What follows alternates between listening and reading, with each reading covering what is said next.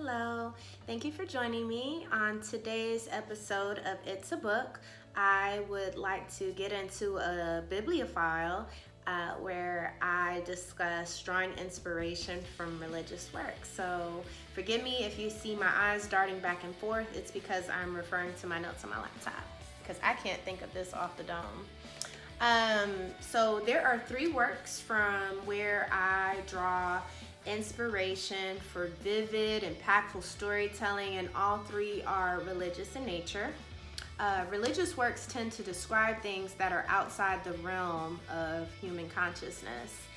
Neither you or I have seen or experienced the four horsemen of the apocalypse or the seven plagues as described in the Bible, but when you read these particular verses in the Bible, these translations of these centuries old writings conjure up images of chaos, despair, and suffering, and it is excellent storytelling because for centuries millions of people have attempted to fly straight out of fear of the damnation and hopelessness described in these verses. And as a writer, I want to elicit some kind of action or change in perspective or some compassion or enlightenment in my readers. And the Bible has been an excellent example of that. So let's get into these religious works that I love to read for inspiration on great storytelling, and I'll kind of explain why each one is kind of important to me in my process.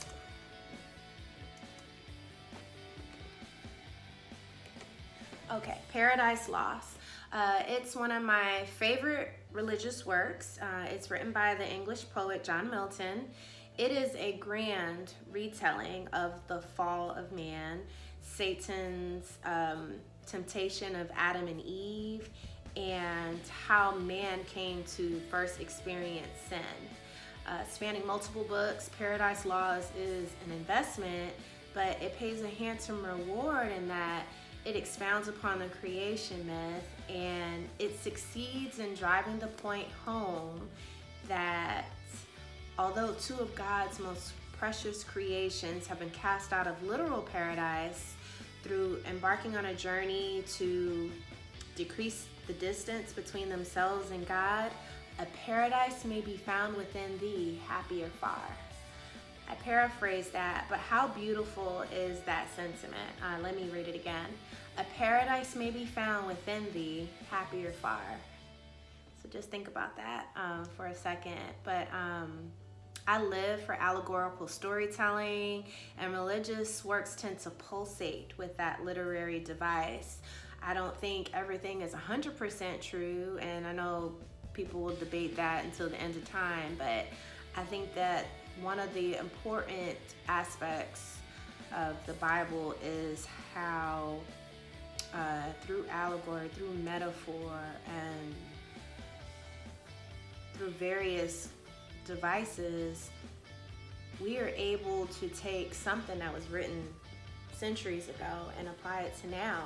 And it may seem fantastical, but works like Paradise Lost really kind of take like a verse out of the Bible and kind of execute it in a way where you have more dialogue, you have more backstory, and you really feel the emotion behind it. So it's a great companion piece to the Bible. And if you haven't read it, if it wasn't required reading in school, or if you didn't, discover it in your travels and reading other books, I highly recommend you check it out. Okay, and the next religious work I want to discuss is Dante's Inferno, specifically the adaptation by Marcus Sanders, illustrated by Sandow Burke. It is a modernized interpretation of Dante Alighieri's Inferno, and in Inferno, it is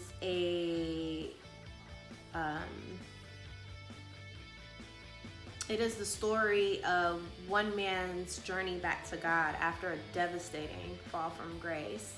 The protagonist, Dante himself, is forced to claw his way up from rock bottom, literally hell.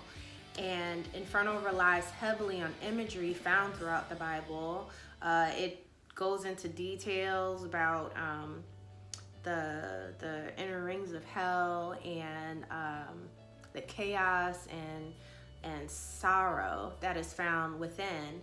And it's just really beautifully written, and I really like this modernized interpretation of it because in it, hell looks a lot like some of the places you and I come upon within our 21st century travels. It's set in California, so when you're reading the passages that are kind of sprinkled with modern day slang and curse words and things like that to make it more lively, you can look at the corresponding illustration and you'll see like an In-N-Out burger, a laundromat, like Jezebel is not dressed like how you would imagine Jezebel might be dressed in the Bible, but she's wearing an outfit I would wear to the club. So it's really fun and it's an interesting read, and I just adore the retelling. I recommend everyone check it out, and if you do, don't forget about the sequels, Purgatorio and Paradiso.